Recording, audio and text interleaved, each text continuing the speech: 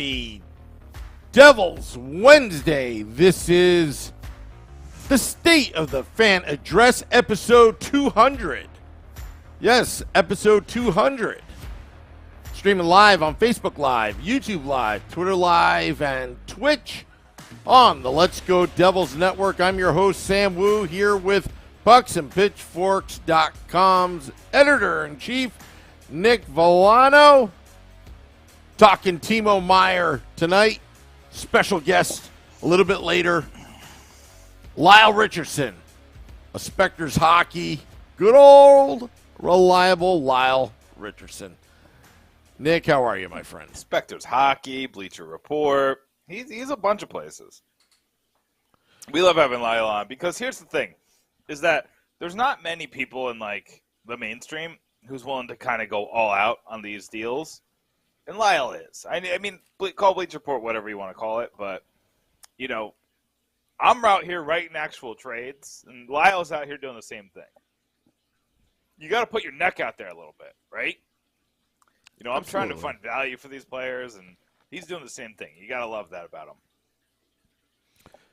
Yeah, Lyle goes way back in the late 90s, right? I'm reading his stuff, SpectorsHockey.net. Yeah, you would know better than me. I'm bad at the dates. You know, I was young then. 99, I was 5th grade. Really? Yeah. I think I was a junior in college. Well, wow. Sam, I have news for you. I'm old, so that makes you really old. I don't consider myself old, but sometimes when I talk about the old days when, you know, I had a beeper, cheaper by the beeper, you know, and see, I remember beepers. I'm not, again, I'm not that much younger than you. I'm old enough to remember beepers and AOL and free online hours, 25 hours. Get the little diskette.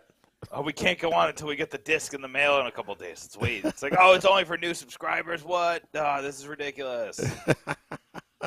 Dial-up, 14.4 baud modem. And it's just funny, like, the things we did pay for back then that, like, or the long things distance? we didn't pay for, and, like, yeah. Long like, distance. remember how big it was to get a cell phone with unlimited nights and weekends? You had to wait to call your friends until, like, 9 o'clock at night. Well, it's not only unlimited nights and weekends, but in certain regions. It wasn't like if you stepped out of your county, you know, it used to be like bits and pieces. Yeah. I remember I used to work at Radio Shack. I used to sell those plans to those suckers. I had a friend. I pride myself as a negotiator, but every so often you make a bad move. And the worst move I ever made was not locking in that $5 unlimited texting that I could have done when I first got the phone. It's like, no, I don't need that. Then I got my first crush, we'll say, with a phone. Man, I sent so many texts. Also didn't know how to turn off the little noise it made. So there was beeping all the time. Remember in my journalism class, my teacher was like, what is that noise? And like looking back at it, I'm like, she definitely knew it was me. She just wanted me to shut my phone up. Did you have a StarTAC? I had a StarTAC. Anyway. I don't remember. I just remember it was a flip phone. I love my flip phone. I went like this all the time. Look at my flip phone. I'm making a call. Flip it down. I'm a cool guy. You know what I used to do on the train when I used to commute into the city? What's that? This is back in the day where, you know, when you go on a train, everybody was buried reading the newspaper. Mm-hmm. And I used to be pretty much a wise ass. I would get on my phone and, you know, it'd be a Devils Rangers game that day or the Rangers are playing. It'd be like, Mike Richter's hurt again? Even though I'm totally making it up, or, you know, I would just say it out loud. What? Blackburn's in net? You know, something like that. Anyway. That's great. Yeah. Nowadays, you do that, everybody's running to Twitter, trying to be like, oh, what's the new scuttlebutt? What is it? I'm reading some of these comments in the YouTube Live. The Insane Pollock says, how about the 250 tickets for the Jack signing gone in less than a minute? Yeah, y'all gotta stop being mean to sports-minded. They had 250 tickets. They sold out in a minute. These things happen. Yeah. Good for them. I'm happy that they sold it so quickly. Although one day, I was telling the group chat, I said one day we're gonna have Jack Hughes on this podcast at a live event, and you know how much it's gonna cost to see Jack Hughes? Zilch. But I've already done the math. It's probably going to take $25,000 to do it. At the very least, to get 2 hours of Jack's time at an autograph signing. Plus, you have to make concessions as well. I've already been thinking about it, top of my head, how we're going to pull this off, Nick. So, wait, Sam, this is episode 200? How did we not do anything for this? well, technically it's 201 because there was one episode where it was 99A, 99B, whatever. I don't know, Nick. How do we have no fanfare for episode 200? It just happened. Yeah, well, maybe we'll have episode 200 drink special at our 500,000 party on February 25th at American Whiskey. Confirming some stuff with American Whiskey this afternoon. I'm pretty happy about. So all the things I talk about on the podcast is all coming to fruition. It's not easy, folks. Party planning during your day job. That's why that's somebody else's job. You got to hire a party planner. Episode 200. I mean, I'm humbled, Sam. This is big. Episode 200. I don't know what to say. I would have. We should have done like a 3-hour John. Now we got to do a regular one. Well, oh well. Well, you know what? I'm going to tell you, if they pull out a Timo Meyer trade, I hope it happens on a Friday because I'm free Friday to be doing breaking news. Too. If it happens on Friday, if it happens on Friday, are you going to do it?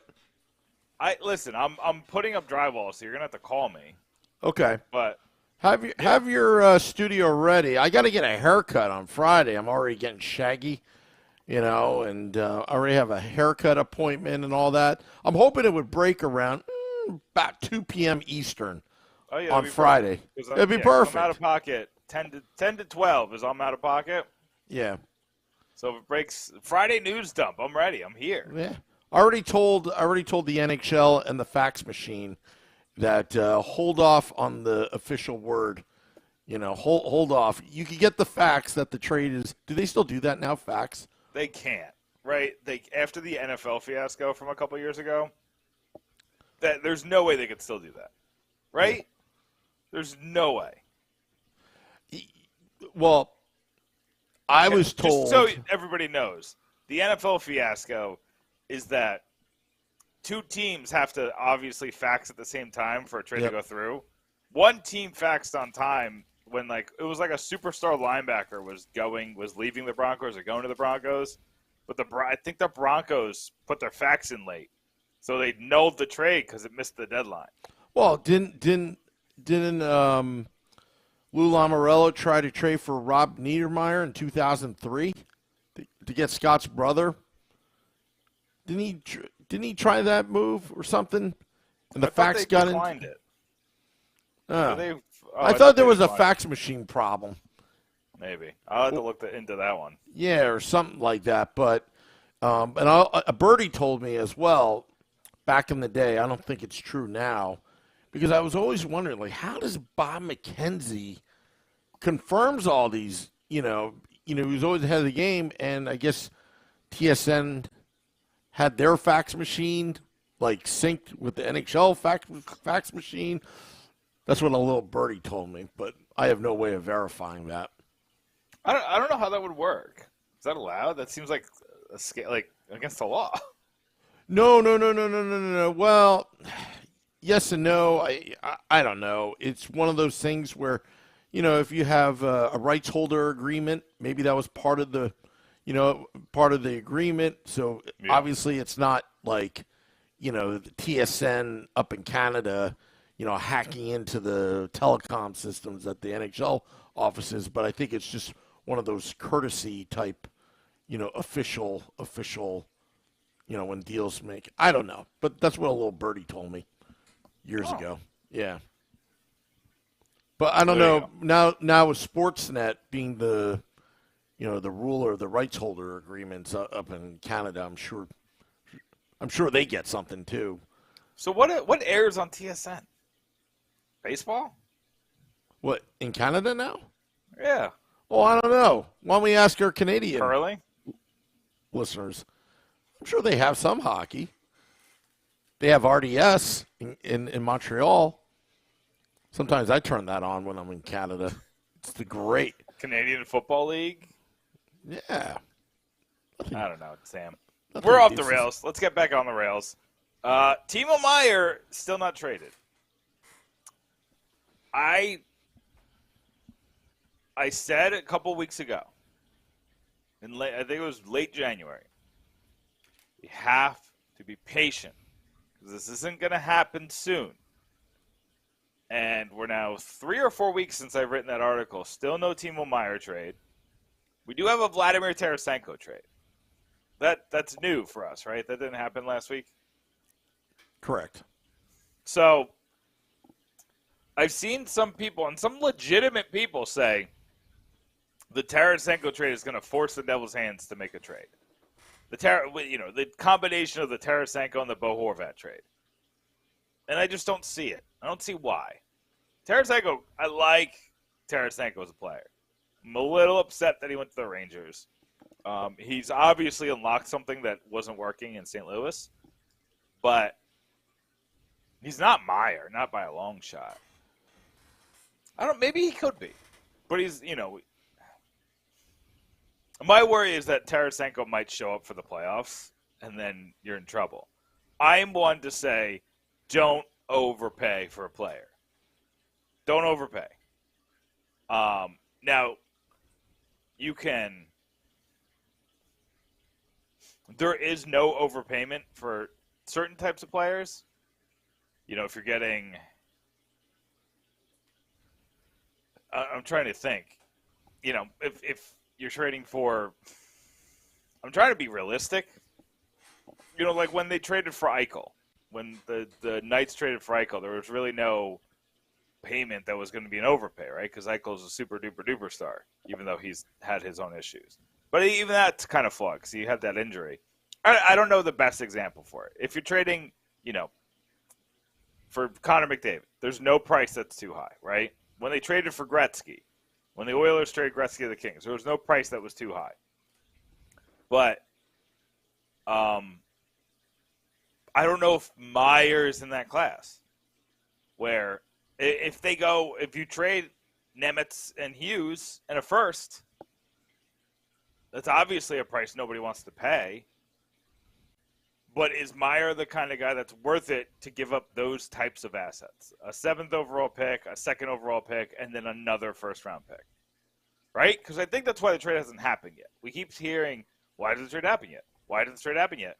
Because Mike Grier, has never done this. I think this is right. This is the first trade deadline.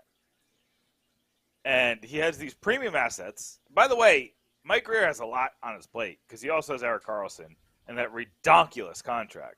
And he's trying to make those numbers work with other teams.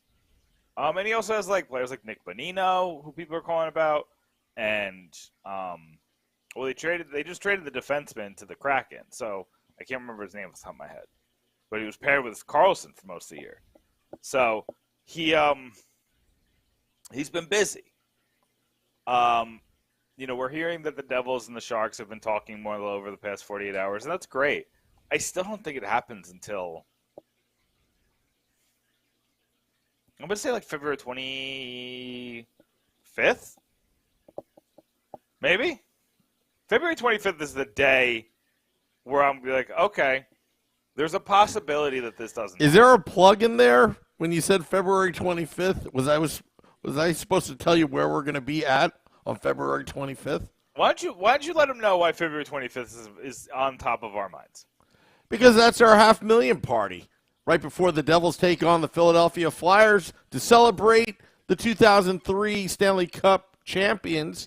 Of course, the Devils had to plan that day as well. starting at 3 p.m. Eastern. We've got a DJ. We got drink specials. Surprise guests may appear at American Whiskey, 51 Edison Place.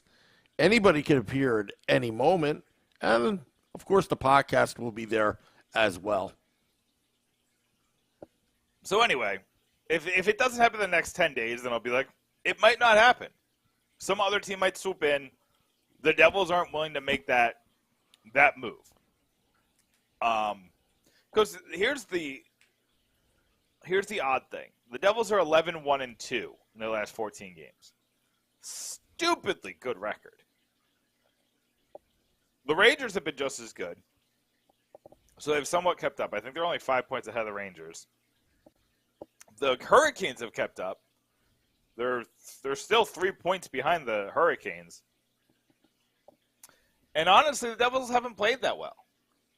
We've gotten 17 minutes in this podcast, and we didn't talk about that last night. Ryan Graves scored a goal with 1.7 seconds left to beat the Columbus Blue Jackets. The Devils needed every second to beat the Columbus Blue Jackets, and they did on a defenseman jumping up into the play, being at the right place at the right time. Good old Gravy Boy put the puck in the net with 1.7 seconds left. But they didn't play well. They played losing hockey. And they haven't been able to get out of this hole.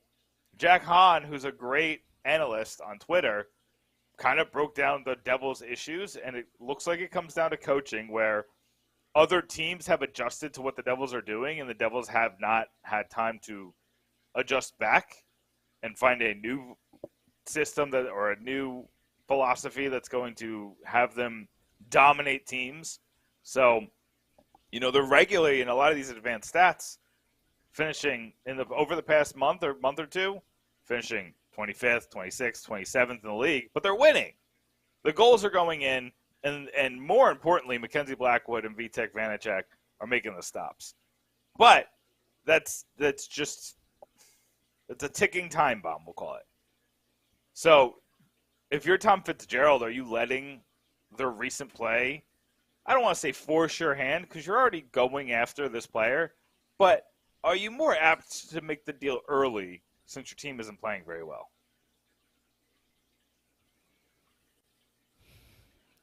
Good question, Nick. You threw a lot at me. I'm going to tell you this. Whatever the advanced stats say, I'm going to talk about the eye test. I see a team coming together. I see a little bit different from you. Do you honestly think they've been playing well eye test-wise? Playing well? No. But what they're doing is they're finding ways to win. And the defense getting involved with the offense, to me, that's a team coming together. Ryan Graves yesterday, a lot of people didn't talk about what Palat did on that play. Watching that play develop, it was Palat, I believe, that was near the boards, that was just letting the play develop before I think he gave it to McLeod. Am I correct on that one? Yeah. And hit this pass. And I thought that was just the patience on his end was, I thought that was good. But overall, Dougie Hamilton, 2 power play goals, I believe, the other night, a couple games ago. I don't think the Devils are terrible. Right now, if you want to look at big picture, they're in great position to make the playoffs. I think that, again, the need for Timo, I'll stick to my guns on it. I don't think they need Timo. And I think there's a lot of moving parts here that, right now with Timo Meyer, number one, I was reading somewhere that Claude Lemieux hasn't gotten permission yet to talk extension with any teams. And you know what? To tell you the truth, without that extension, the value for Timo Meyer should go down. I need that. If I was Tom Fitzgerald, I need that extension now. And I need to know how much. because you can't make a trade like this if you're going to offer big assets to get Timo Meyer. I want something in return aside from Timo Meyer. I want to make sure he's going to be in the Devil uniform at the price that we want it. You know, it was something reasonable. Like at 8.25, I don't think is unreasonable. But if Claude Lemieux is asking higher, then I start questioning, is Timo Meyer worth it? Right now, nobody really knows how much Timo Meyer is going to get in the end. Nobody really knows. And I think what we're looking at is somewhere between 8 and 9. I think that's it. I think that's realistic. I think that's very Now, where realistic. are you going to go? Because Tom Fitzgerald has been very, very clear that unrestricted free agents get more than restricted free agents just because. He's been very clear. Dougie Hamilton got more than Jack Hughes because he was an unrestricted free agent and no more. Because they asked him. They said, you think Jack Hughes is your best player. Why did you give him not more than the highest paid player on the team? It's like, well, Dougie Hamilton was an unrestricted free agent. So I think that he's going to use that same philosophy going into this. And here's the thing. Here's the thing that's really scary about this. We keep talking about the cap going up, right? That's just a formality, right? Well, this Diamond Sports Group just defaulted on a $140 million debt payment. Diamond Sports Group does not own the channel that the Devils are on. That's MSG. But they own a lot of them. Every Bally's across the country is owned by the parent company is Sinclair Broadcasting Group, my old employer. And they just defaulted in a $140 million debt payment.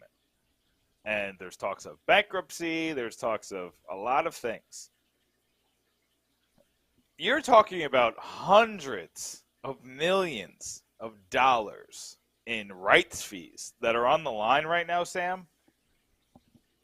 And that can impact hockey-related revenue. Of course. And that will impact the salary cap. So we've been under this flat cap for a couple years now. Teams have gotten used to it, and some of them have been giving out these contracts thinking that the cap's going to go way up like it did in the NBA. And it's never going to hit what the NBA is, but a similar percentage. We're talking about, some people think that it'll eventually get to a $100 million salary cap. Well, this could keep us at that, $1 million raise every year. Where when you're thinking you're going to get all right 88, 89, you could be down to 83. And that $6 million is basically, Well, let me ask you this, Nick. Now that you brought that up, are you conceding? And I'm respectfully asking. I'm not joking around here. Are you conceding that the math last week you spoke about Timo Meyer, because you talked about your math, how to fit Meier and Bratt under the cap? What you said before, does the math still work in your eyes? Yeah, because I expect the cap to go up $1 million. Okay. I just wanted to. This is just how to make next year's team work. Okay. And then still have flexibility, because you don't have a lot of bad contracts. Your bad contracts are Andreas Johnson, poor guy, but you're paying a three and some change to an AHL player.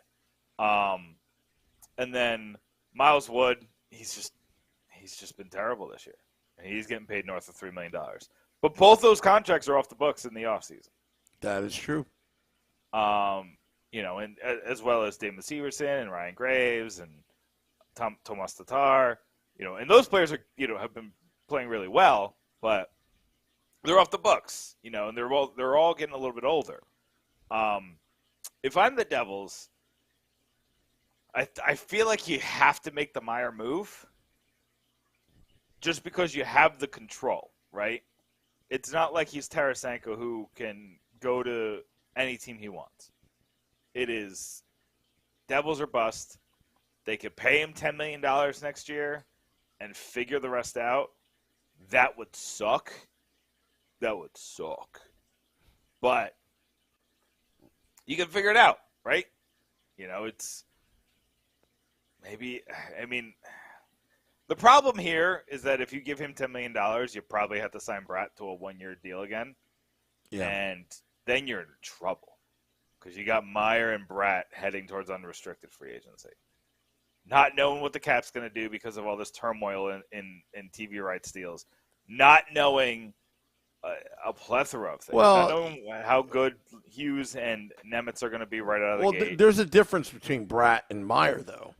Bratt is essentially an extension of a 6th-round pick back in 2016 versus Meier. You're going to have to give up big.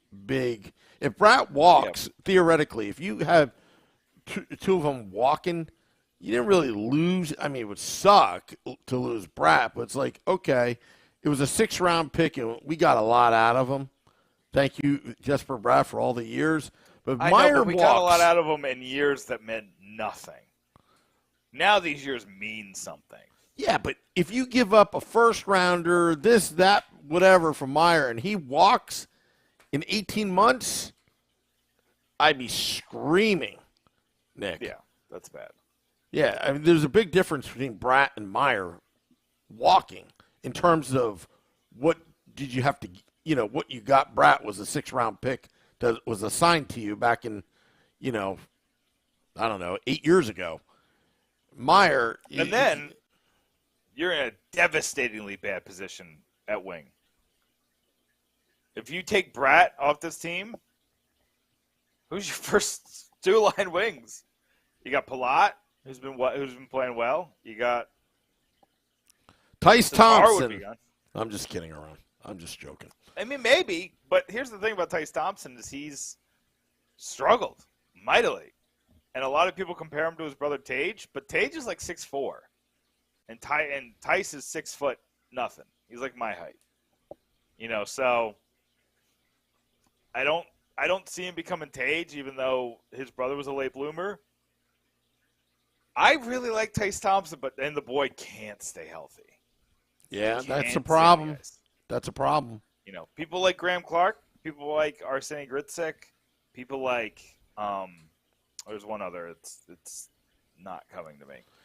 But has Sharon Govich disappoint you? No, because I try to look at the entire game, the entirety of their game. His offensive game disappoints me, yes, but he's playing so well in the penalty kill, that I don't even want to add him to this Meier trade. I would rather add Holtz than Sharon Govich because Holtz might be a one-trick pony. I don't think he will be, but he might. And Sharon Govich, we know, is not a one-trick pony. We know he's more than a scorer. We know he's more than a defensive forward. He plays on the penalty kill. He can score. He can be dynamic. He has a really good snapshot. He's fast. So I know he's inconsistent, but I don't want to trade him. If he gets traded for Meier, it is what it is. Because Meier is like Sharon Govich on steroids. He's phenomenal. He can play. He's a defensive forward. Plays really well on both sides. Gigantic, and will use his body. Or Timo Meyer is what Tom Wilson is. If Tom Wilson wasn't like scuzzy. Timo Meyer, he plays with the body, gets in the hard areas, scores like what? He's so perfect for this team. You put out a line of Hischier, Bratt, and Meier, and then the rest just kind of falls into place. I kind of want to tar with Hughes when Hughes comes back, and Hughes has got to be coming back soon, right? I would assume. Give him another few days. Yeah, maybe he'll miss that next game, but I think he's the game after. Come on, come play Sunday, Hughes. I'll be there. Come play Sunday. I know that. Are you going to American Whiskey beforehand? It's a Sunday night. So my wife bought me tickets for Valentine's Day, so I just found out yesterday. Oh, okay. Which is very nice to me. All right. We might have to do a double date, possibly. I'm down. Yeah, bring the wife. Mrs. Wu down, and She got me. She put me in section 5 too. Hold on a sec. Hold on a sec. Honey, Mrs. Wu, how come you didn't splurge on me? Ugh. It's all good. Yeah, don't worry about it. I'll figure it out. I'll figure a way to get to the game. I'll talk to you off air about it. But anyway, so back to the Meier thing. The Meier thing just makes sense. And here's the thing: is that I've been writing a lot about other trade targets just because I wrote so much about Meier in December and January. That I was like, I need a little bit. You were one of the first. You were one of the first talking about Meier before this whole Meier thing went out of control. It's crazy now. But, I don't want to take any credit because there's a lot of people who've been talking about Meier, but I definitely was on that train. I loved Meier. Thought the fit made perfect sense. If you want to talk about my affinity for Meier, I started talking about Meier 3 years ago, and I wanted the Devils to get him. And they didn't, but we have time to make up for lost time. And to be fair, Sam, I talk about a lot of people. Simon Nemitz. We talked about this. I was all on the Logan Cooley train, still am. But you were the one that were talking, dared to talk about a pairing of the future in Hughes and our boy Simon. And then, because I am who I am, I wrote an article saying that they should never pair Hughes and Nemitz together. Oh, yeah. I remember a year ago that I talked about Lindy Ruff being the coach for this team in 2023. And here's the thing. A year ago, we didn't have Burnett.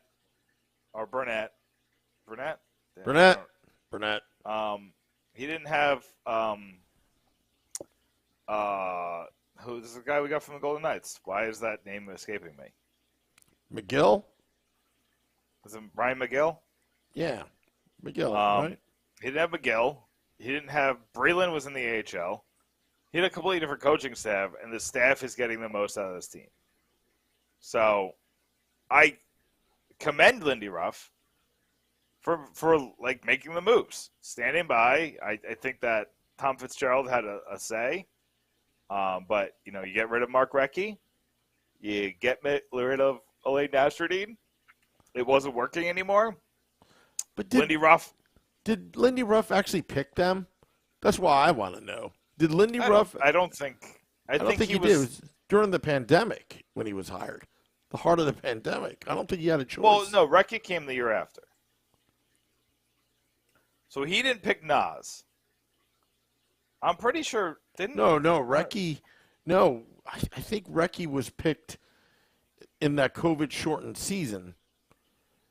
The one started in January. I thought that's when Recchi... I know Recchi was, yeah. Well, so you think that Fitzgerald hired the staff?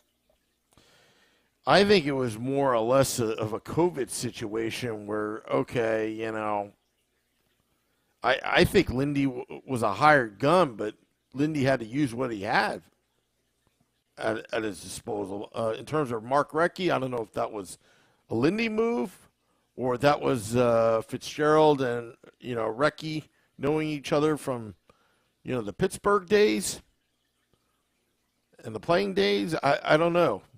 That's a good question. If we ever had Tom Fitzgerald on, I'm going to ask him those questions. And we'll never have him on again. I still like Mark Recchi. I just wished it worked out. Well, you're right. In New Jersey. September 8th, 2020. Yeah, sometimes I'm right on this podcast.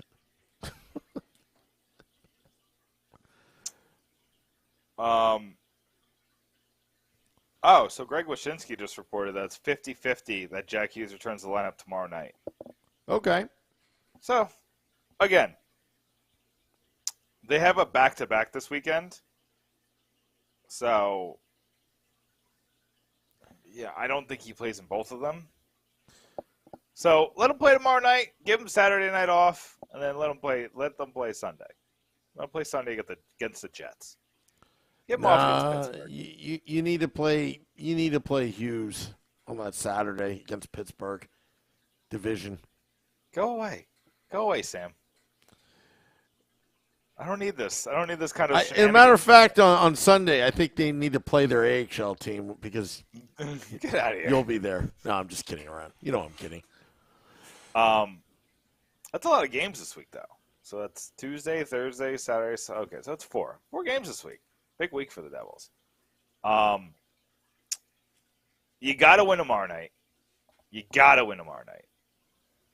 Because the back-to-back with 2 really good teams, the Jets and the Penguins. Actually, the Jets are still really good, right? Yeah, they're not bad. They were leading the division. I don't think they're leading the division anymore. Central? They got some good goaltending. Who's winning the Central right now? Just looking at all these comments. Little Fireboy says the future is really deep. You're not going to bust it up. Ramona. Hello, Ramona. Hello, Ramona. Oh, the Stars are winning the Central. That's right. So, but the Jets are in second place. They got 69 points. So, I think that the Devils. Before we get Lyle on, my last point before we get Lyle on, the Devils are going to make a move. Whether they have to or not is not relevant because they're going to make a move. There are too many pieces available and not enough teams with the pieces to make those moves. You know, whether that's getting Patrick Kane or Pavel Buchnevich or Ryan O'Reilly or there's a couple other people that are, or, you know, maybe you go after Ottawa, who's fallen in the standings. They got a couple really good players. I mean, imagine Claude Giroux on this team. I don't think Giroux wants to get traded, but it'd be interesting. Yeah, it would be very interesting. Imagine Claude Giroux on Hughes' line playing that Eric Holler role. I think he'd do that. You know really what? well. That wouldn't be such a bad thing. It wouldn't be a bad thing. It's Brock a veteran Besser's president. been tied to the Devils. Yep. I don't like that move. We've had that debate. He's so bad this year. Yeah. Well, folks, I'm going to get Lyle Richardson, good friend of the podcast from Spector's Hockey, on. If you like rumors and you want to know anything, the inside scoop, Lyle's the guy. He's coming on. He's going to tell us about it. Yeah, I'm going to get him on the horn. All right, let me see if I can figure this out, Sam. Can I figure out how to get on my phone and get to the comment section? Oh, I did it. Okay, here we go. All right. Oh, I got to turn off the sound. Michael Hayes talking about the Jets. I listen like Bill Walton in the background. Ivan Barbashev. Nicholas Ronge wants to know about Ivan Barbashev. I don't know. Doesn't really move the needle for me. It doesn't. There's too many good pieces out there. And again, a lot of these pieces I don't want. I don't want Besser. I don't want Patrick Kane. I'd rather have Jonathan Toews than Patrick Kane. We keep talking about Patrick Kane like he's the piece to get. Jonathan Toews, in my opinion, is the piece to get. You got to make the salary work, and that's going to be hella hard. Well, if you trade the Miles Wood and they take on half of Toews' contract, I think you can make that work. I don't even know how good Toews is doing. I'm going to do a Chicago Blackhawks trade piece tonight, and I'll look and see how good Toews has been, and then kind of make my assumption to see how, whether that makes sense for him to go to the Devils. I think he's a pure rental, unless he's willing to think Travis Zajac in his latter years, where he's a defensive forward, can move in the lineup if you absolutely have to do it. But I think that Jonathan Toews can really play that Travis Zajac role that he played on those veteran teams. Oh, I'm sorry, on the young Devils teams a couple years ago. I think that would be a really interesting take. Hello, Sam. I'm back. I'm back with a good friend of the podcast. We haven't had him on in a while. Big fan of his for many years. Spector's Hockey. Going back to the days before mobile phones, reading up on all the rumors. His name is Lyle Richardson from Spector's Hockey. You can find him on Twitter at Spector's Hockey.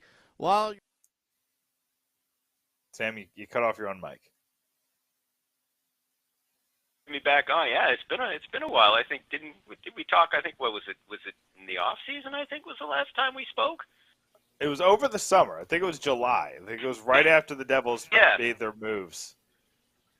Yeah, exactly. So yeah, it's been a little while. Oh, and yeah, back in the days before before mobile phones and all that good stuff. It's funny. This just a quick pitch for myself. Spector's Hockey turns 25 in September.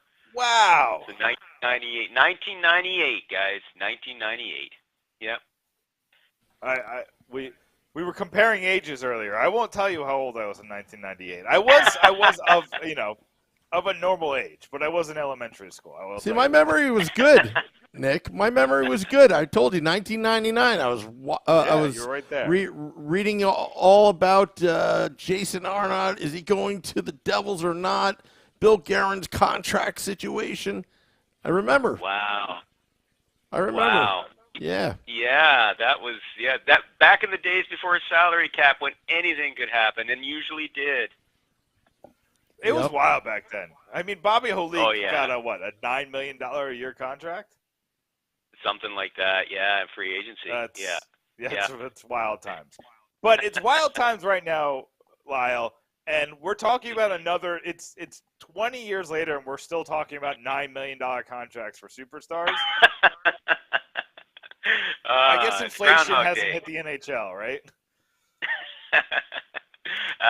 Once again, it's the wonders of the salary cap. So, Timo Meyer is the guy. You know, he's the guy that he's tied to the Devils. The Devils are tied to him. It makes all of the sense in the world. But we're talking about a superstar trade, and there's a reason it hasn't gone through yet. So I'll just start with a very simple question, Lyle. In your opinion, how likely is this to happen? I would say it's likely. I'm not there yet as saying quite likely or certain, but I'd say it's likely. To me, the Devils and Meier are just seem like a perfect fit.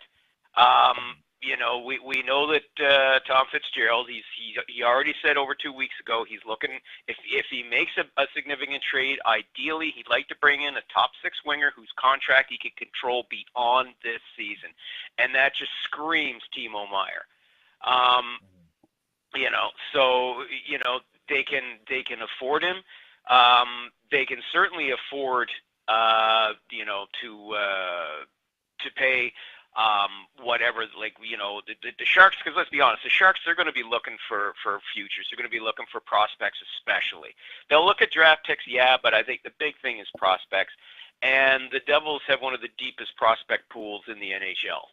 So right off the bat, I mean, they wouldn't even have to give up their top two or three guys, I don't think, to be able to swing a deal here, to be able to get Meier, to be quite honest. And that's not saying anything against the guys that come after your top two or three guys, because they're also pretty good as well. So, you know, I would say that it's likely, and, you know, I would say probably leaning closer to being quite likely. The only thing here is will the Devils be able to work out a deal so that they can also sign him to a contract extension? And that's where it kind of gets complicated as well, because whatever he's going to be looking for, I mean, yeah, you could be looking at $9 million a season. And then I have to wonder, does that complicate things for Brott if they want to re-sign him, which I'm assuming they do? Couldn't they afford both? Or would Meier be a guy who is an insurance policy in case they can't re-sign Brott and they have to trade him? Let me ask you something, just because you brought up Brott, and I'm just curious. Do you think the fact that this trade situation's happening, they're trying to trade for a guy who doesn't have a contract at the end of the season, do you think that somewhat delays their negotiation with Brett? Do you think that maybe if he comes with a contract, they can then go to Brett and be like, all right, now we know what's cost controlled? Or do you think that's impacting it at all? I think it would. If they acquire Meier and they are able to negotiate a deal with him and they've got him signed on the dotted line when they announce the trade or immediately afterward, I mean, yeah. Now, I don't think that it can't impact Brott's contract situation because, as you said, if you're paying Meier $9 million a season, well, is surely Brott's worth the same amount? Correct. So Yeah, I would think so. At least yeah, close. and absolutely. But here's the thing. I mean, a lot of the talk that I hear around the league on this when they bring this all up is the Devils don't want to pay more than what they're paying Jack Hughes right now. Okay, so that means they can't go over 9. Yeah, exactly. That means they can't go over $9 million. Because then you're because Jack Hughes is making $8 million. So are you able to somehow convince Timo Meyer to take 8? Or 7.999 change, on a long-term deal? Like that's where it kind of gets interesting. And if it doesn't work out, then well, okay, you could turn around, you bring Meier in, you have him for the rest of the season and into the playoffs, and you could then, if he plays well for you, you could then also turn him around and flip him for assets as well. And re-sign Brott. It just depends. So there are several scenarios here that can work for them either way. I don't think that they would come out a loser either way here if they brought in Meier. No, I definitely agree. And I kind of always point out to the Avalanche, because the Avalanche played that game with the whole nobody's going to make more than McKinnon. And, well, that felt like a house of cards when Rantanen was like, well, I'm not going to make that much money. And, he was like, I'll wait. And they eventually went to 9 for Rantanen. And then I think they did the same thing with Landeskog. And Landeskog was like, I'll go sign with the Kraken or whatever. And then they found the money for him. So, yeah, that's great to say and to put out in the media. But it's not realistic. Like, it's all about time. It certainly isn't realistic. And to your point of, if you want to go, just to finish up your point with the Avalanche, what did they turn around and do? They made Nathan McKinnon the highest paid player on the team after that. So, yeah, exactly. It as you said, it's nice to say. People like to look at the whole Boston Bruin example back in the day when, not all that long ago, when it's like nobody's going to make more than Patrice Bergeron, who's making, was it 6-8 or something like that a season. Yeah. But yeah, those days are gone. Anybody who thinks anybody who thinks David Pastrnak is going to accept like $8 million a season on an 8-year deal is dreaming in Technicolor. That's not happening. Yeah, I think his is going to be closer to double digits, probably much more than that. So yeah, that's what that's looking like. As far as the race, we keep hearing the Devils' name. But who's their competition? Who are they competing with to get Timo Meyer? Well, I think it's the Carolina Hurricanes. They're a team that's in a really, really good position here. Unfortunately, just based out of an unfortunate incident, which of course was Max Pacioretty, re-injuring his Achilles tendon again. So he's done for the season. His $7 million goes on LTIR. In fact, it already has. So they're sitting there with a deadline cap space of over $10 million. So they can easily afford to take him on. Their depth, prospect depth isn't quite as, there's not their prospect pool isn't quite as deep as the Devils, but it's still pretty good. So I think they can make a real competitive bid here. Plus, Pierre LeBrun of The Athletic was also wrote about the whole contract thing, saying that the Hurricanes may not be so hung up on a contract extension, right? They'd be willing to acquire him, and if he just turns out to be a rental, well, they'd be fine with that. As long as he could help them win the Stanley Cup, they won't care, right? So I would have to say that it would be the Hurricanes would certainly be, I think, the Devils' biggest competitor for that. You look around the league, maybe the Vegas Golden Knights. If they put Mark Stone on LTIR, they could afford his contract, but their depth pool is pretty shallow. So I really don't like their odds. I've heard the Maple Leafs too, but they're not willing to part with a first-round pick or their top prospect in Matthew Nyes, and if they're not willing to do that, then I don't think they've got a chance of outbidding teams like the Devils and the Hurricanes, who obviously have the depth and prospects to be able to make that move and can afford to take on the cap space. So you don't think that anybody can match what the Devils can do in terms of trade package? I think the Devils could put together the best trade package. I think the Hurricanes have the advantage, though, in that in being able to take on salary. Plus, again, if it's true that they're not hung up on a contract extension, then yeah, that might be able to give them a bit of an edge. But yeah, in terms of what they could offer, I think the Devils, hands down, could put forth the best offer in terms of prospects and draft picks. Absolutely. So I'm curious about what you think of alternatives. If say the Hurricanes come up with the package and the Sharks say yes, the Devils can't counter, is there anybody who you think will move the needle for the Devils? We've heard Pavel Buchnevich. I've heard Flyers like there's James Van Riemsdyk like on the Flyers, but I've also heard Flyers like Dylan Larkin. Do you think there's somebody on the market that the Devils could target if Meier gets traded tomorrow? Well, if they're looking at that whole, what Fitzgerald had said about he's looking for a contract he can control, not really. Because of course you'd be looking at players who are on non-contenders, and I mean some of the notable ones, for example, like Trevor Zegras of the Anaheim Ducks. Well, he's not going anywhere. I mean, it'd be great if he was available, but he's not going anywhere. Alex DeBrincat would be another one, but the Senators, yeah, they're a non-playoff team. Yeah, they're up for sale, but the thought is they're not going to make any big moves regarding their roster until once they've got their new ownership in place, and that's expected to happen by March, April.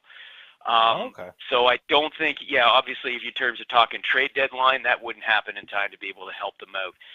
So if they can't find that player that ideally fits that whole mold of guy whose contract we can control after this year, then you're looking at Reynolds, and you can think of somebody like, Patrick Kane maybe, but I don't really think that he's going to, because he won't cost as much. I'll put it this way. I think Timo Meyer would cost more in terms of what the Devils would have to give up in prospects and draft picks than Patrick Kane right now, because there's a lot of concern about his he's been playing with a nagging hip injury for years. His production's down this year. Now, of course, it's being blamed on, the depleted, the Blackhawks roster is pretty depleted. That's why his stats are down, but there's still that concern, and I don't think you're going to see if Patrick Kane gets traded, it's not going to cost as much as it would to say get somebody like Timo Meyer, who's obviously in his playing prime, and is only a restricted free agent compared to an unrestricted. But I think Fitzgerald, though, if it came down to that, he might want to look at maybe a more affordable kind of depth guys. I mean, maybe you look at somebody like maybe a Max Domi, maybe an Ivan Barbashev from St. Louis. He had 60 points last season. Maybe somebody like that's kind of an affordable pickup, and it's not going to, both in terms of salary and in terms of return. But otherwise, if the roster's staying healthy and the team's chugging along well, I wouldn't be surprised either if Fitzgerald goes, you know what, couldn't get the guy I wanted. I believe in our team. I think we're good enough as it is. Let me throw one more name at you. What do you think of Adam Henrique? Go ahead. Adam Henrique. Ooh.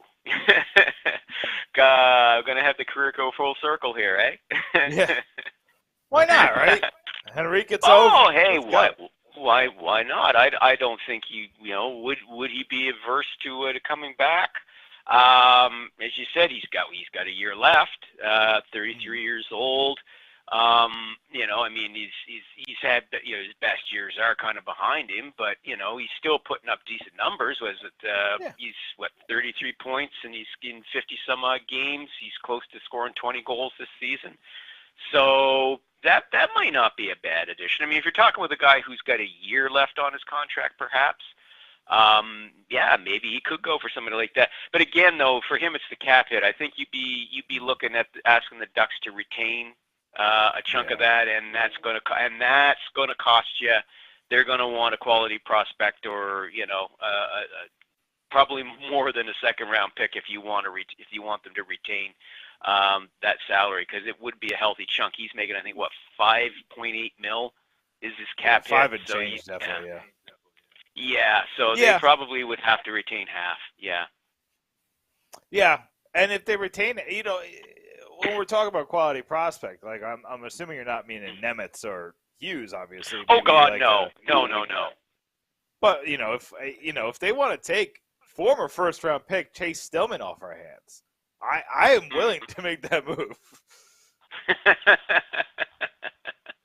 Sometimes you got to just sell low. And I think that if that's the case with Stillman, if it gets me Adam Henrique, I'm making that move. Yeah. Well, what about Holtz? I mean, he's kind of struggled this season. Would you part with him? Maybe not for somebody like Henrique, but let's say if the Sharks wanted it, would you give him up for Timo Meyer? I mean, I think you have to. I don't want to. I think Holtz is going to be really good. But I think he has to also be in a situation that allows him to be really good. And I don't know if Lindy Ruff's system is that. I don't know if he can. The Lindy Ruff system is built on speed and aggressiveness, and Holtz has neither of those things. It kind of makes you wonder why they drafted him. But I mean, you had Marco Rossi there. Marco Rossi was there, and he would have fit perfectly with this team. So, you can't cry over spilt milk. You can't cry over missed draft picks. I don't think he's a missed draft pick. He clearly has skill, because when he's on the ice, he does things that other people can't do with his shot and his hockey IQ. He's just not fast enough to fit in this team. Will that get better, or will the team change up its philosophy eventually? Maybe. But I think that when you're looking at it, if I'm talking to the Sharks, I'm saying I'm not touching Nemitz. I'm not touching Luke Hughes. And then obviously, I'm not. And I personally am taking Mercer off the table, because I think don't give up Mercer. Don't give up Mercer. I agree with that. What about Seamus Casey, or maybe somebody like Muka Madulin? Yeah, I like Casey, but he's got a size issue, and I don't know how that's going to translate. I like Muka Madulin, but he reminds me of like Damon Severson, but I haven't seen the really good parts of Damon Severson and Madulin yet. So I see something there. I see why they took him with the 20th overall pick, but I also see why everybody panned him for taking him with the 20th overall pick. So, I think here's what I think is going to end up happening. I think you're going to see Holtz, Riley Walsh, a first-round pick, and I think that it's going to be something weird. Like, I think they want Sharangovich, but I think they're really worried about how that's going to impact their penalty kill this year. So I think that they're really resistant to give up Sharangovich. I think they're going to try to do like an okie doke and give him like McLeod, or maybe Miles Wood, or one of those. I was going to say going to try to. Yeah, a youngish roster player. Youngish. Yeah. Who if he plays well with the Sharks, Miles Wood has something. There's something there. He was one of the best players on the team in November, and now he's the worst player on the team. There's something there. He needs something fixed. So as a throw-in to match salaries, and the Sharks can get an evaluation on him and give him a much cheaper deal in the offseason, I think that's something that – but that's one thing. I'm thinking Holtz, Walsh, a first-round pick, and we'll say Miles Wood for – because you got to match the salaries. That's what I'm thinking right now. Yeah. If it's not Holtz, then maybe it's somebody like Casey or Muka Madulin. You've got to give to get, because I do agree with you. You're not giving up Luke Hughes and you're not giving up Nemec. That's just silly. But Holtz, Casey, or Muka Madulin. Yeah. But because of Hughes and Nemitz, you can give up other defensive prospects. Like, other teams couldn't give up a Casey. or couldn't give up a Mookie Madulin, or couldn't give up a Riley Walsh, because there's only so many defensive prospects. But the Devils are sitting in a position where you got Marino signed, you got Hamilton signed, you got Siegenthaler signed, and you're going to run out of spaces. So I do think, and then, or maybe they'll take Kevin Ball. Maybe Kevin Ball is the player that they're going after just because of he's a unicorn in terms of size and physicality, even though it hasn't translated. Yeah. But, Lyle, it's been so great to have you on. I've taken up enough of your time tonight. You've been talking about hockey for like 2 hours now. So I want to give you a couple minutes, just promote what you got coming up. What should Devils fans be on the lookout for, whether it's on Spector's Hockey or if it's on Bleacher Report or one of the many other places you write? Where should people be looking for you, and what do you got coming up? Well, as I said, of course, it's going to be all trade deadline all the time here for me, with the focus obviously on trade rumors leading up to the deadline on Friday, March the 3rd. So spectorshockey.net is going to be, I cover, of course, the daily trade rumors through the media as they come up, on Bleacher Report as well, and I'm going to be, in about another week, I will be putting out another trade block, a big board, for an updated one for February. That'll come out a week before deadline day because, of course, there's going to be some players that will come off my one from earlier in the month. And, of course, the hockey news from my daily NHL rumor roundup as well. So, I'm going to have you all covered, Devils fans, for all your trade rumor needs leading up until March 3rd. And make sure you're following him at Spector's Hockey. If you're not following him on Twitter, you're doing yourself a disservice. Follow Lyle Richardson at Spector's Hockey on Twitter. He'll share his pieces, but we'll share it on the Pucks and Pitchforks account too. So every time he's talking about the Devils, we're going to put it out there so we can get the eyes on Lyle's work. Lyle, I really had fun tonight. Thank you so much for coming on, and we're definitely going to have you on again soon. Always a pleasure, guys. Look forward to talking to you again. Take care. Thanks, Lyle. That is Lyle Richardson, Spector's Hockey. You can find him on Twitter at Spector's Hockey. Nick, 25 years of Spector's Hockey, and I still remember the early days of trying to figure out, is Bill Guerin on the move because of that contract dispute. If you remember, I think he didn't come into training camp and all that stuff. I believe Lyle was on it. I went to his website. And not many people were on it with Lou at the helm. But yeah. Yep. But that's all I got, Sam. I think it's time for plugs. Plugs? Well, why don't you go first? Pucksandpitchforks.com. Right now, Jonathan Bailey wrote about 5 alternative trade targets to Timo Meyer. They're very realistic. I got to be honest. It was very interesting to edit and then read it. I wrote about 3 trade deadline deals. I'm doing my 3 trade deadline deals for a bunch of different teams. Some of these, you gotta dig deep, but sometimes it gets weird around this time. And if they lose out on Meier, it's gonna get weird. So right now, I got the Blues up, I got the Canucks up, I got the Canadians up. So go check those out. Vinny Parisi wrote about the Athletic. Ranking the Devils prospect is one of the best in the league. Jersey Joe talked about not overthinking the deadline. And then Sam, not you, Sam, the other Sam, he talked about, would Shakir Mukhamadullin be better as a forward? It was an interesting piece. Listen, he gave some interesting arguments. It was a thinker. So if you're looking to think, go check out Sam's piece on Mukhamadullin. I've always thought that Ryan Graves, coincidentally how he scored that goal last night, I always thought that Ryan Graves in front of the crease may be an asset, kind of putting that big guy in front in certain special situations, like on the power play. Yeah, I mean, it makes sense. It makes less sense with Bastian on the roster now, with Bastian back. Yeah, but just the reach. I get he's struggling, but yeah, I get it. And that was the right place at the right time for Graves. There's 2 seconds left. You're not going to give up a 2-on-1 or whatever. Pinch at the right time. He put himself in a position to score, and he scored. That was I was sitting here, and what I try to be a good husband, Sam. So what I'll do is I'll have the Devils game on the laptop, and me and my wife are rewatching The Sopranos. So I try to put my eyes in two places. But I couldn't help it. I was like, yes, in the middle of The Sopranos. I think Tony killed somebody. And I was cheering. It was probably because he killed Ralphie.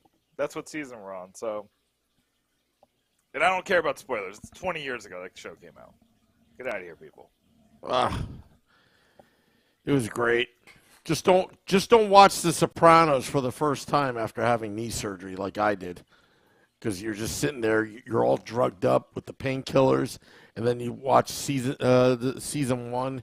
You just want to get up and kill somebody. Yeah, don't do that. Yeah. But that's it. Yeah, and follow Pitchfork Pucks. I'll have all the trade speculation. Pitchfork Puck on Twitter. But yeah, that's all I got, Sam.